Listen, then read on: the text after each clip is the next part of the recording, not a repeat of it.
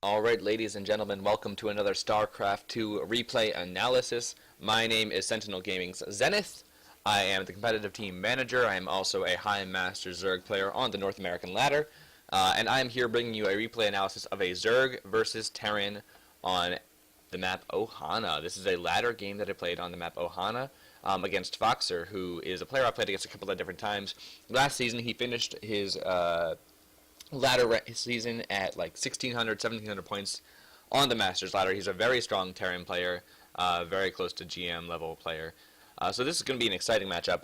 And the sort of theme of this replay analysis that I'm bringing you today is a creative way to deal with a proxy 2 racks from a Terran opponent. And they're very common on maps like Ohana, on maps like Cloud Kingdom. Any small two-player map, you have the potential to have that 2 racks hitting you. And this is specifically a way of dealing with that proxy to barracks play from your Terran opponents. So, I'm going to go ahead and get us into the game. The first thing I will make a note of is that scouting timing is extremely important against Terran players.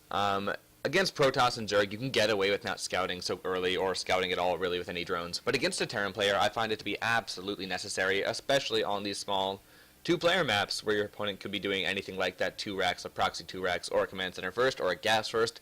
There are just so many openings for Terran and so many options that if you don't scout them, if you don't know what's coming up in the early game, you're going to find yourself behind in the late game or even in the mid game because you're going to make some incorrect assumptions, or you're going to make assumptions that could end up being incorrect based on faulty or limited information. So, against a Terran player, you want to make sure you're sending out an early drone scout very quickly. Usually I opt for a 9 drone scout or a 10 drone scout. In this game I was a little bit later with it, for who knows why. But typically it would have gone out by now. I do send it out as a 12 drone scout, which I think is a little bit too late sometimes, but it works out in this game pretty well. And as you can see from my opponent, nothing looking crazy yet. He's built this supply depot. And now you see this SCV coming out. Where is it going to go? Up.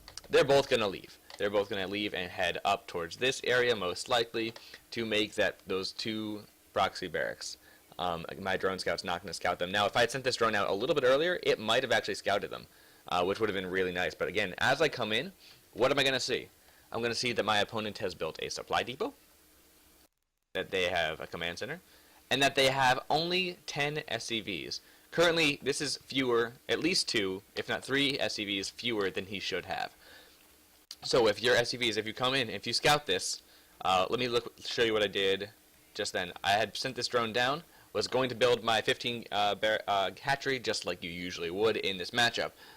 But upon seeing this and counting the SCVs, nothing here, I know it has to be proxy 2 racks. There's no real other option. So, some people will throw down that hatchery anyway and try to defend it with a 14 pool follow-up and really aggressive drone pulling. And that's definitely possible. That's definitely plausible. It's a way to deal with it. My way of dealing with it is to throw down that 15 spawning pool instead, send the drone back, and get a gas quickly as well. The gas just gives you the option of getting fast speed or getting banelings if you find you need them, or even making roaches. It's one way of dealing with it. I get the gas just because I want to be safe. And I'm not putting the economy into getting that other base up. So in the early game, getting that gas, while it's an investment, it can be definitely useful against the 2 racks, especially if you're going to go for a baneling bust. But we'll see that my response is with this SCV drone that I scouted with.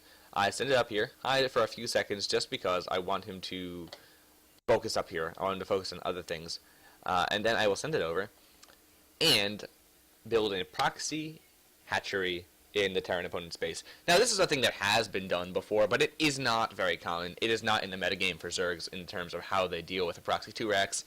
So most Terrans, they don't actually end up scouting for it. And on maps like Ohana, Cloud Kingdom, there are really good places to put it. This is one of them. Cloud Kingdom has that whole bunch of dead space below the hatchery, or below the command center that can be really effective for that sort of play. And now we see a very aggressive pull-off of SCVs. We have more SCVs, and 2 Marines are about to be popping. So this is a very dedicated all-in from our friend Foxer. In the meantime, just getting gas. We'll be starting my speed very shortly and building 2 Zerglings. That Queen will be coming out ASAP. And he scouts that there's no natural hatchery here. There's nothing like that. His SCVs, a little confused. They're like, where am I going to go? So he decides that he's going to be aggressive with this, which is probably the right call. He's trying to push out before I have too many Zerglings or Speedlings or Queens or anything like that. He's trying to do very fast damage. Again, I have Zerglings under production, and I have a lot of drones, but I will end up having to pull them because this is a very aggressive SCV pull-off. There are like 12, what is the number? 12, yeah, 12 SCVs here. So I managed to get a really nice round. That was definitely fortunate. And I probably should have pulled these drones a little bit earlier. But the key to this is just defending at your at your main with as much left as possible. You're going to defend. If you have any good micro at all, you're going to defend because your queen's going to be out, you're going to have lings. The point is to not lose too many drones. Sorry about that. And then here, in his main, I have a base. And if we take a look at where we would be at if I didn't have that proxy hatchery, if I had just defended up here, or if this base had been taken out. I currently have 12 drones to his 10.